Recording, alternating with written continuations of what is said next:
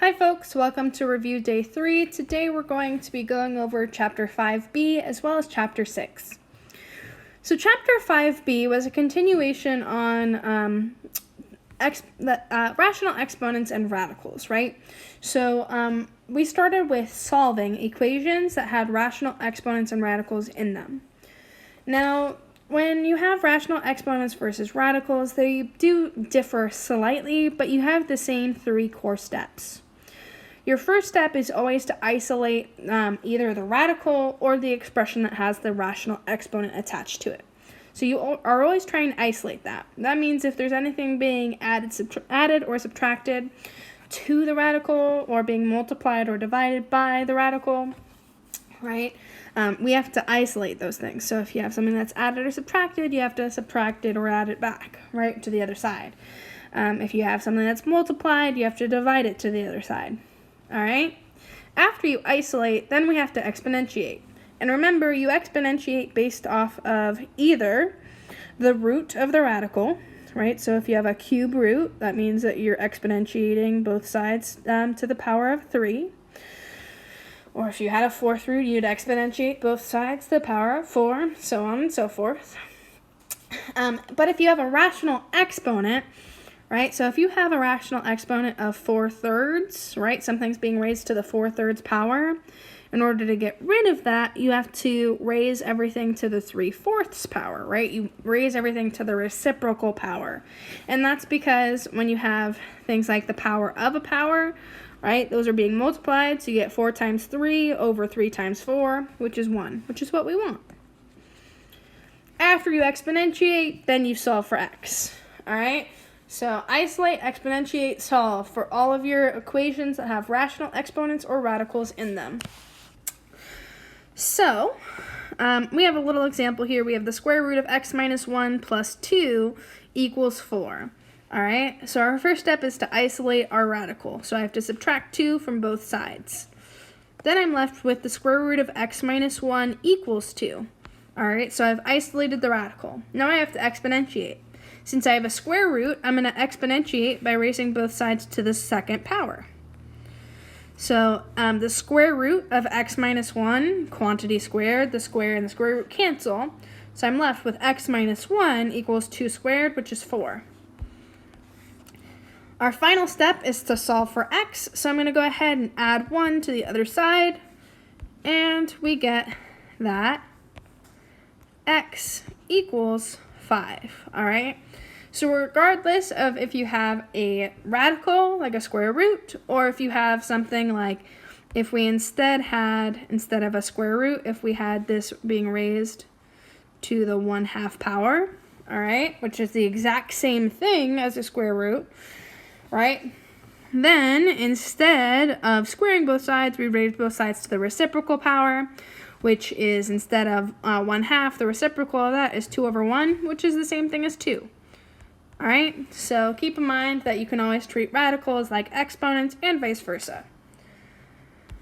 All right, after we worked with solving equations, then we moved on to our function operations. And remember that most of this was pretty much review because you've already done function operations with polynomials. The only difference is that you were utilizing your properties of exponents within this unit. So when we were adding and subtracting, all we did was combine like terms. So if we have 3/4 roots of x, plus 2/4 roots of x, right? Those are like terms, so then we'd get 5/4 roots of x, right? Because 3 plus 2 is 5. If, however, this was a 3, right? So then if we had 3/4 roots of x plus 2/3 roots of x, then we could not combine them because they're not like terms. Remember, in order to be like terms, they have to have the same exponent or they have to be the same root. All right? When it came to multiplying and dividing, remember that all you had to do was multiply or divide the coefficients, and then you added or subtracted the exponents. So if we had x to the 5/2 over x to the 3/2, right? We would subtract those. So x to the 5/2 minus 3/2. And 5/2 minus 3/2 is just 2/2. or x to the 2 over 2, which is just x, all right? So that's how we multiplied and divided. Now we're going to go ahead and move on to chapter 6.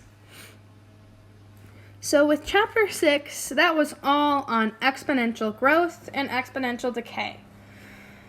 So exponential growth and decay functions usually look like y equals a times b to the x. Sometimes in nature they don't actually look like this. However, they are that is the form that we want to get them in. Remember that a is always the starting value, all right? And b is that growth or decay factor. The biggest thing that you're going to want to take away from this, especially if you're going on to pre-calc, stats, or if you're going into anything in the STEM fields, including medical, in college, you're going to want to remember that if b is bigger than 1, we call it a growth, and if b is less than 1, we call it a decay. All right, and remember that exponential growth and decay occur all the time in the real world, which is why I put so much emphasis in this, right? We are literally seeing it right now with the COVID-19 pandemic. All right, so that's the most basic form, but a lot of the times, like in our pandemic, we're not told, what our growth or decay factor is, right? We're usually told a starting value, which is always a. Well, it's always lowercase a. If you have an uppercase a, it doesn't always mean starting value. All right. We have the starting value, and then you have the rate of increase or decrease. All right. If it's an increase, it's a plus r, 1 plus r. If it's a decrease, then it's 1 minus r. All right. And then remember you had your time. So oftentimes when you're working with real-world problems, you're going to be given a rate increase or decrease, which is always a percent. And you'll also be given a starting value and then asked to make an equation.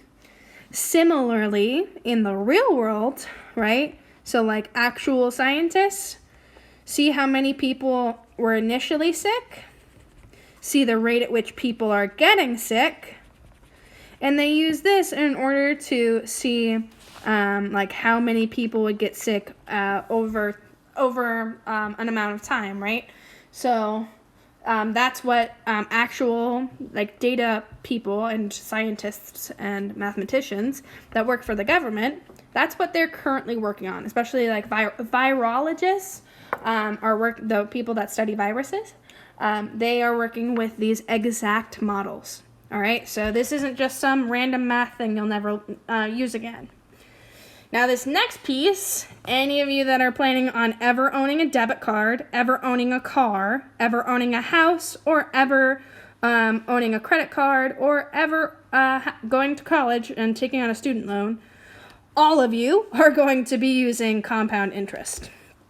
All right, now compound interest, remember, is when you have a total amount that so this is a capital A, this is your total amount accrued, all right? So that's how much you have in your bank account at the very end. P is what you started with, right? So that's your starting value. And that's what we call it the principal, right? But in this case, right, if you this would be like you charging a $1,000 TV to a credit card. That's your starting value. This R here is your interest rate. And remember, interest rates are always given as a percent. N is the number of times interest is compounded. And usually that's given in terms of a word. So if it's compounded monthly, then it's compounded once a month or 12 times a year. All right. If it's compounded, quarterly, it's compounded 4 times a year, so on and so forth. And T is always years, which is why if you have something that's compounded quarterly, the N is 4, all right, because it's 4 times in 1 year.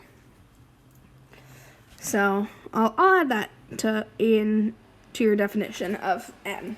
It's the number of times it's compounded in 1 year.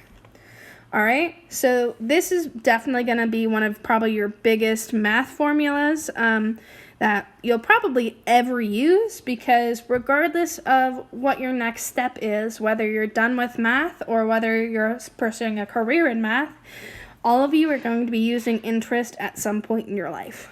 All right. So yeah, that's all I have for you today. I do want to make sure that if this is your last math class, and you already have like a decent grade, then you definitely do not have to complete the Chapter 9 module. However, if you're going on to pre-calc, stats, or if you are pursuing anything in like the STEM path fields or anything in the medical career path fields, I do recommend doing the Chapter 9 module, because we would have gotten to it in a regular classroom, so that will help prepare you for next year.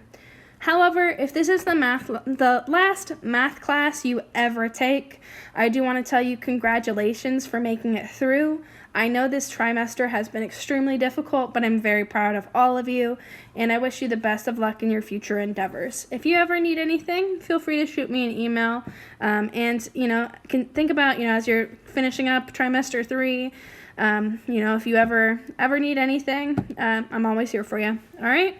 Have a great rest of your day, and have a great summer, and potentially for some of you seniors, have an amazing life. All right?